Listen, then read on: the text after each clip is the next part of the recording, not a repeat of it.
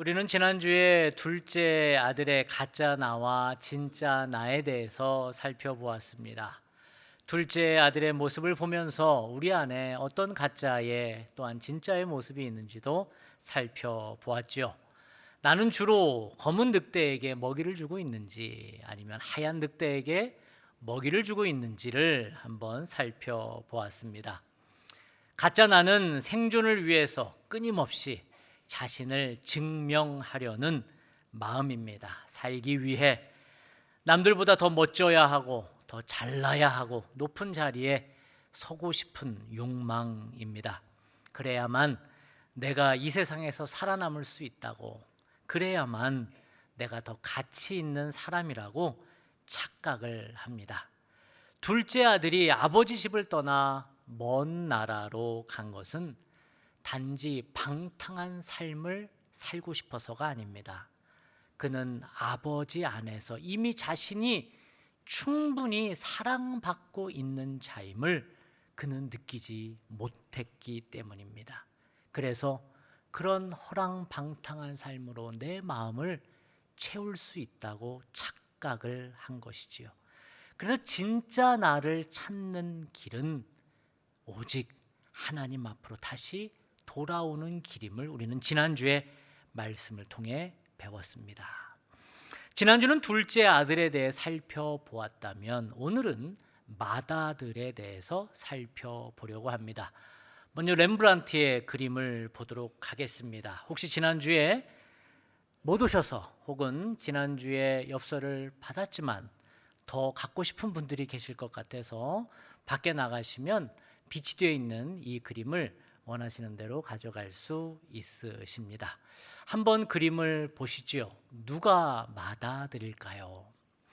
아버지하고 작은 아들은 누구인지 알겠는데 맏아들은 누구일까요? 맏아들은 짐작하시는 대로 아버지와 같이 홍포를 입고 아주 근엄하게 아주 얼굴에 불편한 내색이 가득한 채 서 있는 오른쪽의 남성이 맏아들입니다. 맏아들의 얼굴이 어떻습니까? 아버지가 둘째 아들을 바라보는 눈빛과 맏아들이 동생을 바라보는 눈빛은 완전히 다릅니다. 오늘 본문에 이 맏아들의 눈빛이 왜 이런지를 알려주는데 25절에서 27절을 함께 읽어보도록 하겠습니다. 맏아들은 밭에 있다가 돌아와 집에 가까이 왔을 때에 풍악과 춤추는 소리를 듣고 한 종을 불러 이 무슨 일인가 물은데 대답하되 당신의 동생이 돌아왔음에 당신의 아버지가 건강한 그를 다시 맞아들이게 됨으로 인하여 살진 송아지를 잡았나이다 하니 아멘.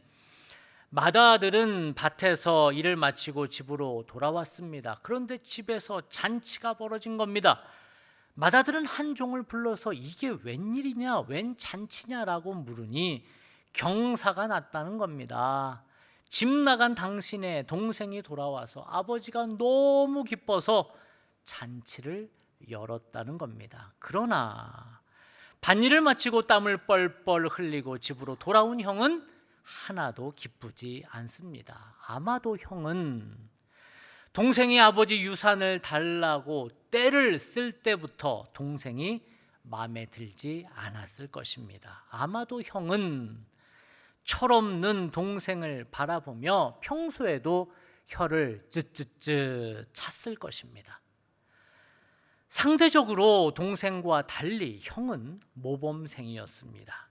착한 아이로 살았을 것입니다. 동생이 어긋나가니 형인 나라도 아버지에게 잘해야겠다는 마음이 있었을 수 있습니다. 그런 동생의 가출로 인해서 늘 걱정하시는 아버지를 보니 아버지에게 더 잘해야겠다는 부담이 이 맏아들에게는 있었을 것입니다. 더 나아가 이놈 어디 돌아오기만 해봐라, 내 가만두지 않겠다라는 동생에 대한 원망의 마음도 있었을 것입니다. 그런 동생이 들어왔습니다. 그런데 자신의 마음과는 달리 아버지는 너무나 관대합니다. 혼쭐을 내도 시원찮을 판에 아버지는 도리어 잔치를 열어줍니다. 그래서 형은 화가 나 있습니다. 아버지는 화가 나서 잔치에 들어오지 못하는 맏아들을 발견합니다. 그리고 아버지는 화가 난 맏아들을 보고 얘야 너도 들어와서 잔치에 참여하라고 권유합니다. 이 말을 들은 맏아들은 속도 없이 그런 탕자를 받아주는 아버지에게 드디어 할 말을 쏟아냅니다. 28절부터 30절까지를 읽겠습니다. 그가 노하여 들어가고자 하지 아니하거늘 아버지가 나와서 권한대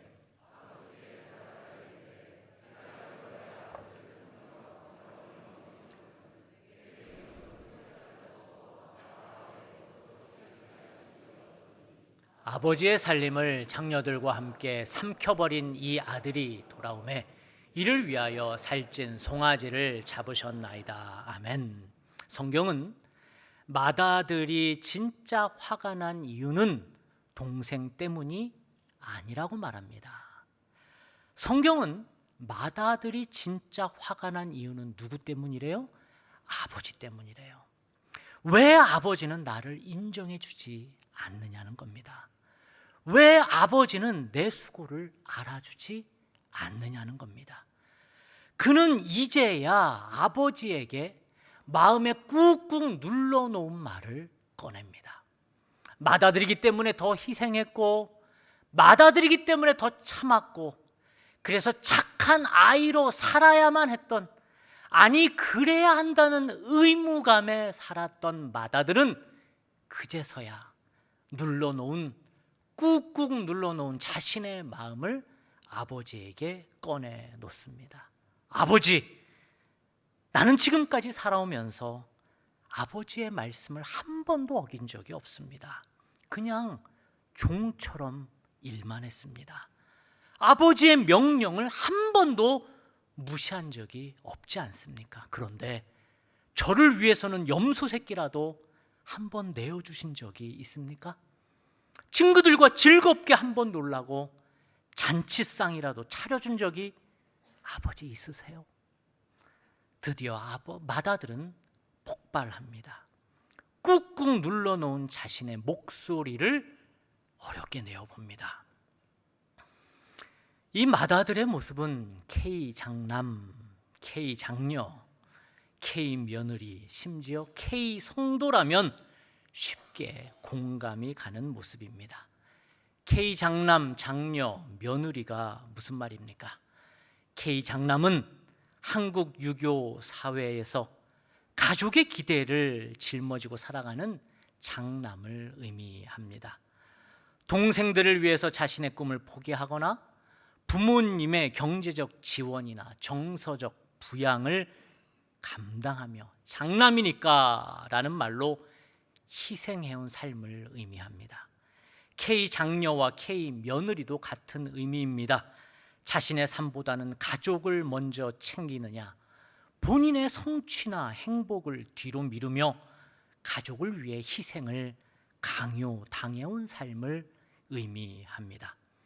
한국 사회는 한동안 이런 K자녀의 모습이 성숙한 모습이라고 여겼습니다. 그래서 누가복음 15장의 탕자의 비유를 읽을 때에도 우리는 철부지 둘째 아들에 대해서는 아이고 혀를 차지만 집을 지키며 아버지를 돕는 맏아들을 우리와 같아서 내심 응원합니다.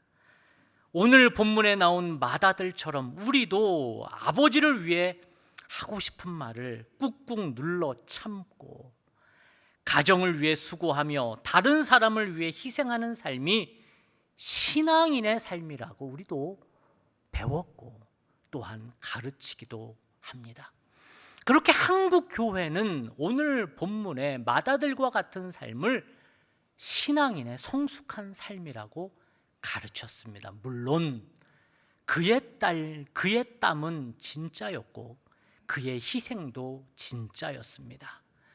가족을 위해 참았던 시간도 아버지의 곁을 지키며 밭에서 일했던 세월도 진짜였습니다. 그러나 마다들의 문제는 그의 수고가 어느 순간 아버지의 사랑의 관계로 인해서 나오는 게 아니라 인정받기 위한 계산서가 되어버렸다는데 문제가 있습니다. 바로 여기서 마다들의 모습 속에 숨어있는 가짜 나가 드러납니다. 인정받고 싶은 가짜 나입니다. 괜찮은 사람처럼 보이게 만드는 가짜 나입니다. 특별히 봉사를 많이 하시는 분들, 또한 모태신앙으로 어린 시절부터 교회에 다닌 분들은 그때부터 교회에 다녔던 분들 대부분 이런 가짜 나, 즉 착한 아이 콤플렉스가 우리에게 있다는 것입니다.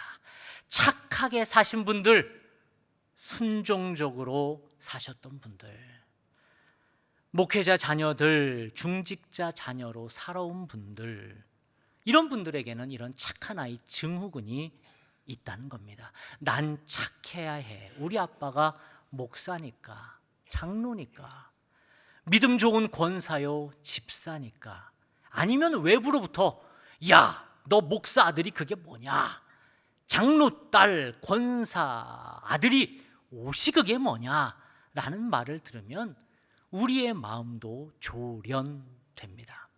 나도 모르게 그런 말을 들으면 가짜 나의 가면을 씁니다. 그래서 중직자의 자녀들이, 모태 신앙을 가진 분들이, 그리고 어린 시절부터 교회에서 소위 훈련을 잘 받고 청년 시절 이곳 저곳에서 선교단체에서 훈련받은 분들이 진짜 나를 찾기가 참 힘듭니다. 그 가면을 내려놓고 그 알을 깨고 나오기가 그렇게 어렵습니다. 헤르만 헤세의 소설 데미안에 나오는 말처럼 새는 알에서 나오려고 투쟁한다. 알은 세계다. 태어나려는 자는 하나의 세계를 깨트려야 한다. 새는 신에게로 날아간다. 그렇게 착한 아이들은 자기의 껍질을 깨고 하나님께로 나아가는 것이 쉽지가 않습니다. 그렇게 가짜 나는 착한 아이가 되고 싶어 내 진짜 마음을 숨깁니다. 이런 아이로 살아온 분들은 교회에서 늘 마르다처럼 헌신하는 게 차라리 편합니다. 시원한 예배당에서 마리아처럼 맨 앞에서 예배를 드리느니 차라리 에어컨도 없고 남이 보지 않는 곳에서 마르다처럼 땀 흘리며 일하는 K집사, K권사로 사는 것이 속이 편하다고 말합니다. 그러나 어느새 마르다와 같은 K 성도들의 마음에는 기쁨보다는 궁시렁이, 감사보다는 뒷담화가 난무합니다. 그래도 나 같은 사람이 있어야 교회가 돌아가고 예수 믿는 사람이 이 정도는 희생을 해야지라는 무거운 의무감으로 살아갑니다. 그럼 왜 많은 사람들이 궁시렁거리면서도 이런 마다들의 삶을 살아가는 것일까요? 그것은 내가 희생하는 것이 신앙이라고, 그것을 예수님이 기뻐하는 삶이라고 오해하기 때문입니다.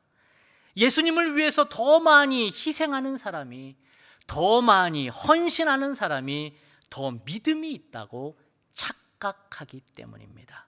어느 날 어떤 집사님이 은혜를 받고 믿음이 더 좋아지려고 새벽 기도를 시작합니다. 그렇게 새벽 기도를 하다 보니 두 가지 점에서 크게 놀랐답니다. 첫 번째는 이 새벽에 이렇게 많은 사람이 예배를 드리고 있어? 놀랐고, 두 번째는 그렇게 믿음이 좋은 줄 알았던 김장로, 박권사, 이 집사가 새벽 기도에 안 나오는 모습에 놀랐답니다. 그러면서 뭐야, 새벽 기도도 안 하면서 말끝마다 믿음 좋은 척을 했다는 말이야? 라고 생각을 했답니다. 그러면서 그는 어느 순간부터 새벽 기도에 나오면 맨 뒤에 팔짱을 끼고 앉아서 김 집사 왔나? 박권사 왔나? 이 집사 왔나? 저런. 그러다 기도 중에 하나님의 음성이 들렸답니다. 야, 너 내일부터 새벽기도 나오지 마. 우리는 이렇게 내가 남들이 하지 않는 헌신을 하면, 희생을 하면, 내가 남들보다 더 봉사를 하면 그것이 나의 의가 되어버립니다.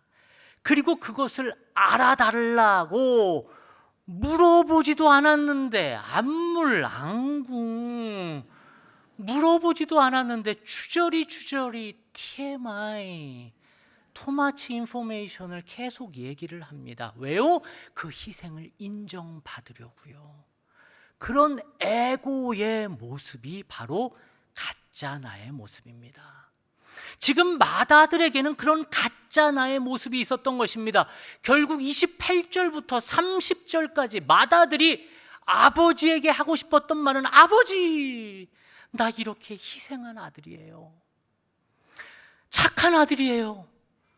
그런데 왜 저 탕아보다 나를 덜 인정하시나요?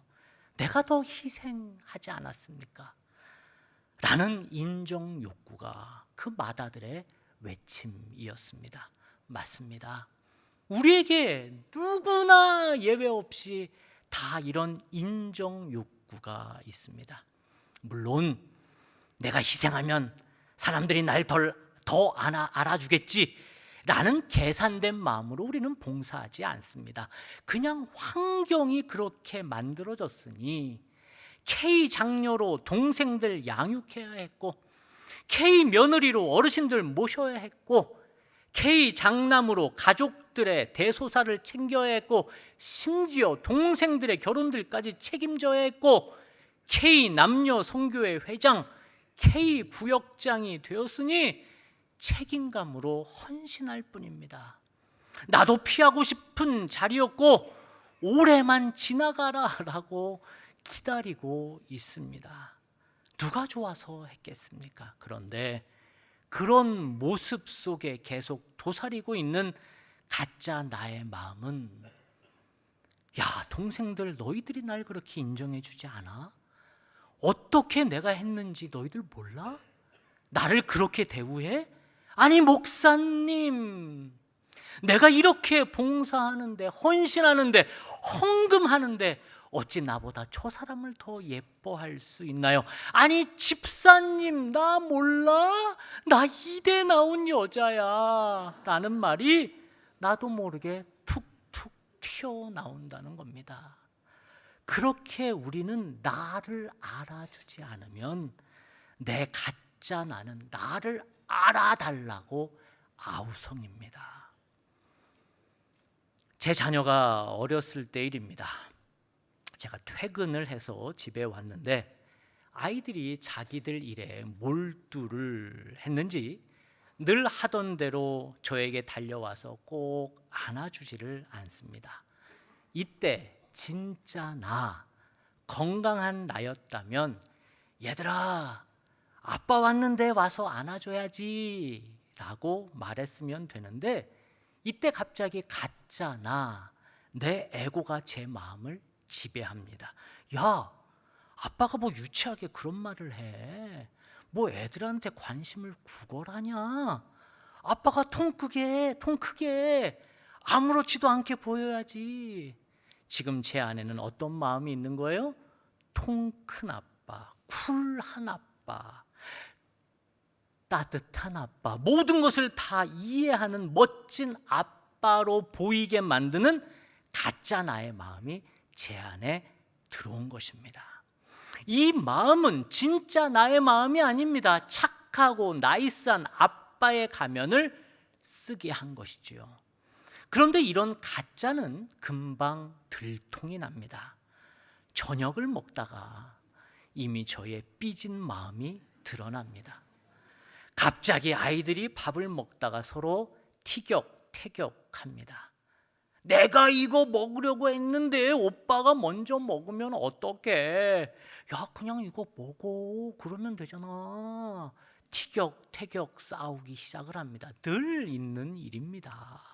그런데 갑자기 제가 그 모습에 발끈합니다. 야, 둘 다 먹지 마. 오빠는 그것도 이해 못하냐는 둥, 너는 사사건건 오빠한테 대드냐는 둥. 지금 제가 어떤 상황인 거예요? 아까 삐진 게 지금 터진 겁니다. 아무것도 아닌 거. 야, 그냥 너 이거 먹고 너는 이거 먹어. 아니면 아무 얘기 안 하면 자연스럽게 없어질 일을 제가 키웁니다. 왜요? 제가 좀 전에 아이들한테 삐졌거든요. 이게 바로 착한 아빠, 통큰 아빠, 나이스한 아빠로 가면을 쓰고 살다가 터진 저의 가짜 나의 모습입니다. 이렇듯 맏아들의 가짜 나는 누구보다 착하고 희생을 많이 하고 누구보다 헌신한 우리의 모습입니다. 그래서 생활을 오래 한 분들, 소위 신앙 훈련을 젊은 시절부터 많이 받았다는 분들, 누구보다 더 지금 봉사하는 분들이 지금 더 위험한 상태에 있습니다. 우리가 예수를 믿는 것은 더 나은 크리스찬이 되려고 예수를 믿는 게 아닙니다.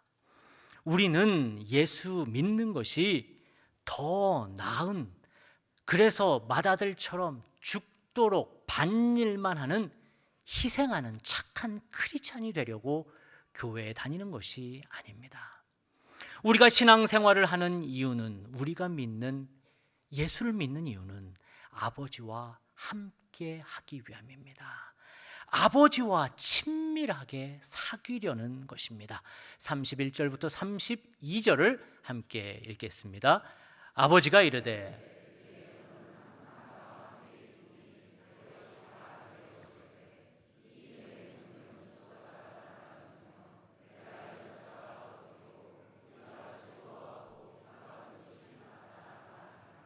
아멘. 예, 너는 항상 나와 함께 있으니 바로 이것입니다.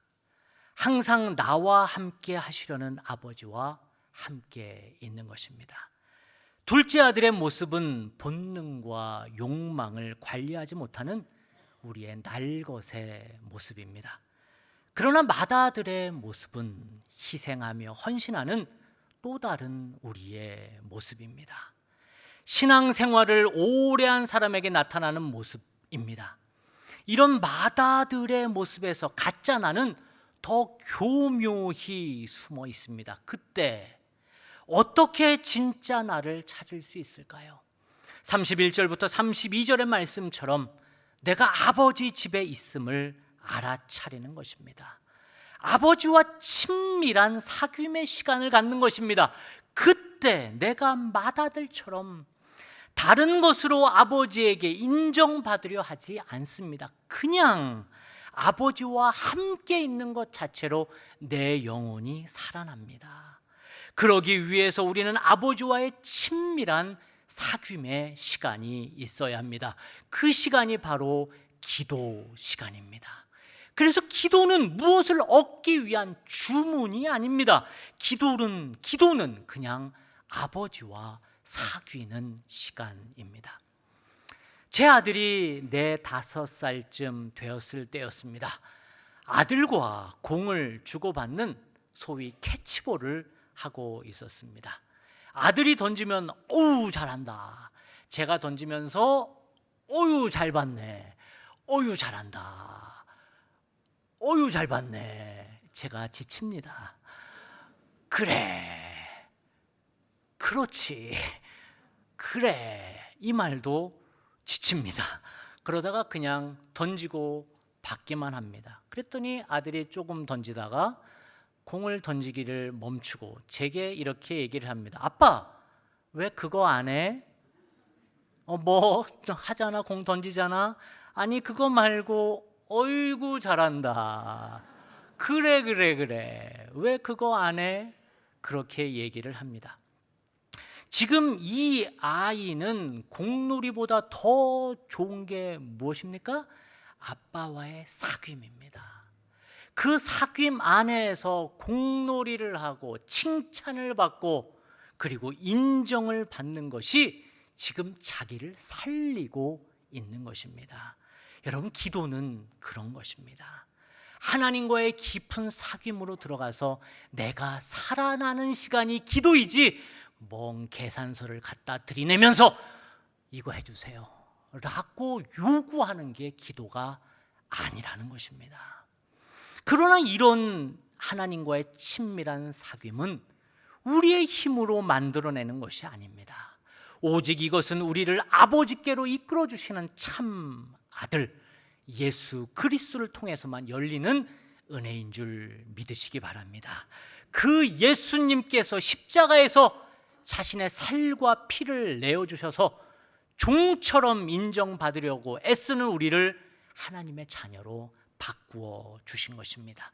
그러므로 그 예수님의 사랑이 우리 안에 들어오면 우리는 더 이상 내가 이만큼 했습니다라고 인정받으려는, 증명하려는 사람이 아니라 이미 내 안에 그 생명이, 사랑이 가득하구나라고 알아차리게 된다는 것입니다. 결국 헌신이든 기도든 우리의 신앙생활의 모든 행위는 아버지와의 친밀함이라는 본질로 수렴되어야 합니다. 우리가 맏아들처럼 내가 이만큼 했습니다라고 나의 의를 내세우는 순간, 그것은 맏아들처럼 아버지께 계속 인정받고 사랑받으려는 나의 가짜 나의 모습, 발버둥치는 내 가짜 나의 몸부림일 뿐입니다.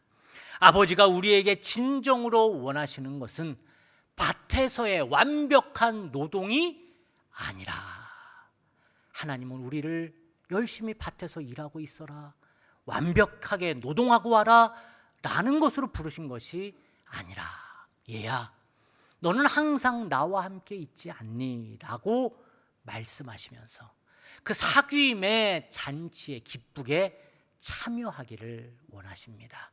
그 사귐의 시간이 기도의 시간인 줄 믿으시기 바랍니다.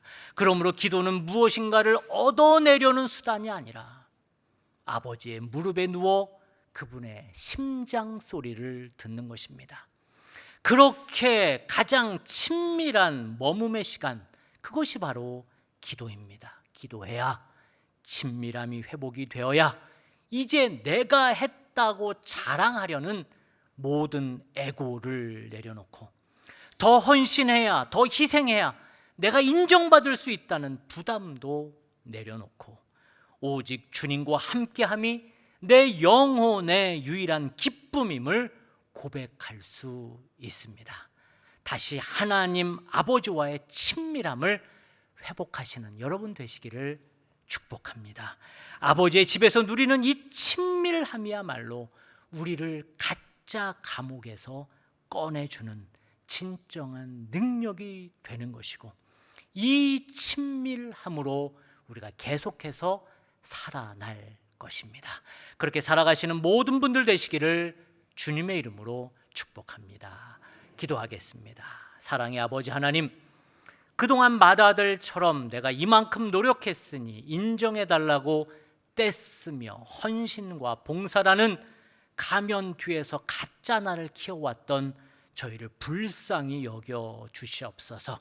기도의 시간을 통해 세상이 주는 인정 욕구와 에고를 내려놓게 하시고 내 것이 다 내 것이 아니냐 하시는 아버지의 넉넉한 사랑 안에서 진짜 나를 발견하는 은혜를 누리게 하옵소서.